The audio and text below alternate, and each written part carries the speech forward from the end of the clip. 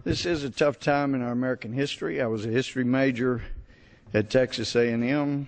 I knew I owed the Army 4 years from a scholarship I had. I had been really inspired by American history in high school by Sam Parker, my teacher, my scoutmaster. And so I know a little bit about our history. I know a lot about world history as well. And it's important to take things in perspective, especially speeches here in Washington, and take them from the perspective of how it all fits together. Now, we have been in this chamber, and I was sitting right back there on the aisle, and we had the President of the United States standing right there. I was on a direct line of sight, eye to eye with the President, except his eyes cut right into the teleprompter each time he looked my way. So I don't think we ever made eye contact. But he kept telling us over and over, 16, 17 times. I didn't count them, I've been told. But he said, we got to pass this bill right now, this bill right now. Well, unfortunately, last Thursday when the President was saying we've got to pass this bill right now, there was no bill. There was no plan. He talked about his plan. He talked about his bill. They didn't have it quite ready yesterday until later, and we kept harassing the White House saying we want to get a copy of the bill. We need a copy of the bill. You've said pass the bill now. Do we not get to even have a copy of the bill before we have to pass it? Or would it be okay if we could, see it before we pass it? It might be a good idea to file it at some point if we're going to pass a bill. So it was just my thinking. And so the White House was kind enough late yesterday to email a copy of the bill. We got it up on our website at gohmert.house.gov. For others who are intrigued by the promises that have been made and what it actually does, let's see, it's called Saving Obama's Job. No, I'm sorry. American Jobs Bill is the name of it. It's interesting to hear somebody talk about their bill and then get it and dig through. I think I finished about 5 this morning, going through all 55 pages of the bill. And it's most interesting. Some of these things I'm going to have to talk to people who have more expertise in particular areas. Some things it's pretty obvious what they say. Page 6, he gets right into payroll tax relief. And again, as the person who came up with the idea for a tax holiday as a way to stimulate the economy back nearly 3 years ago, and as a person who in January of 2009 told the President personally about my idea for a tax holiday. Moody's rated a tax holiday as increasing the GDP, looked like more than other stimulus proposals. That was back in 2009, before this President squandered $4.5 trillion above and beyond the amount, around $2.2 trillion or so a year, that was coming in. Shocking that we could go through that much money. Of course, we had 2 years, the first 2 years, with the same party in power in the House and Senate as was in the White House, as is in the White House.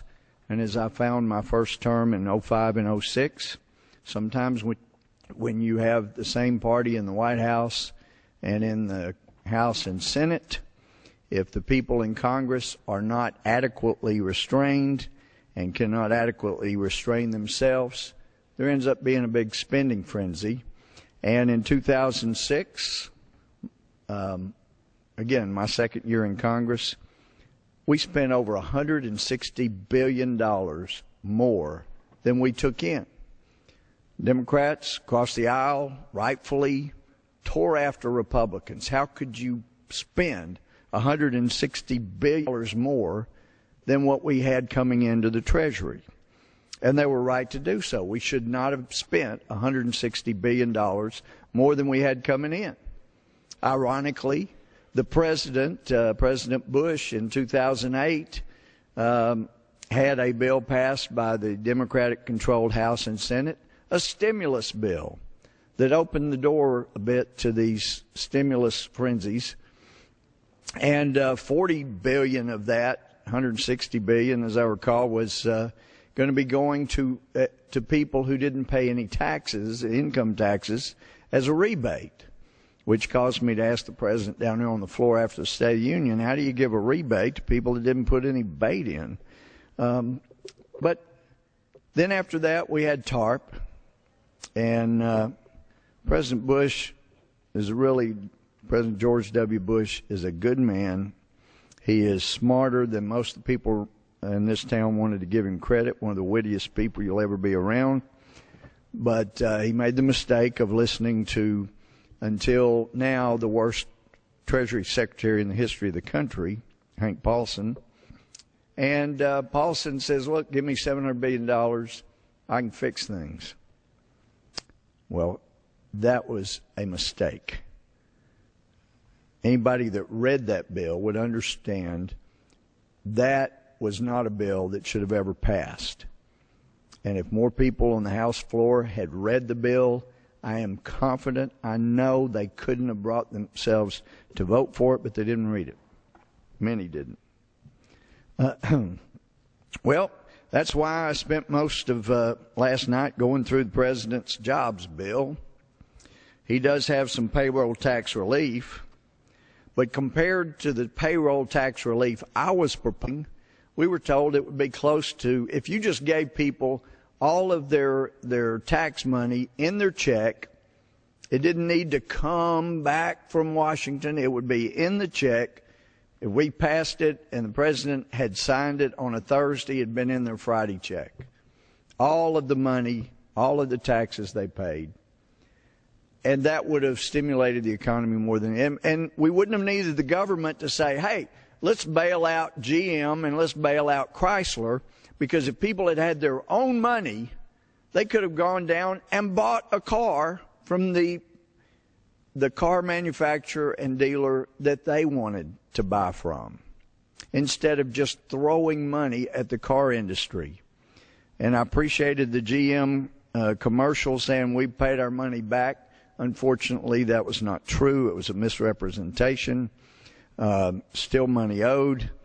But anyway, I guess he would do well in Washington with that kind of mentality. But the payroll tax provided, the relief provided here, is just a fraction of what I was suggesting in late 2008, 2009.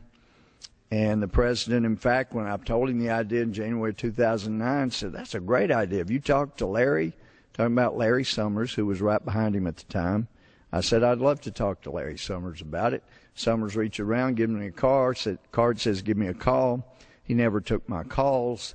I waited a week, and then he didn't call me. I felt hurt, like high school days when you're trying to ask somebody on a date and they say, let me get back to you. Well, I was snubbed. He didn't get back to me.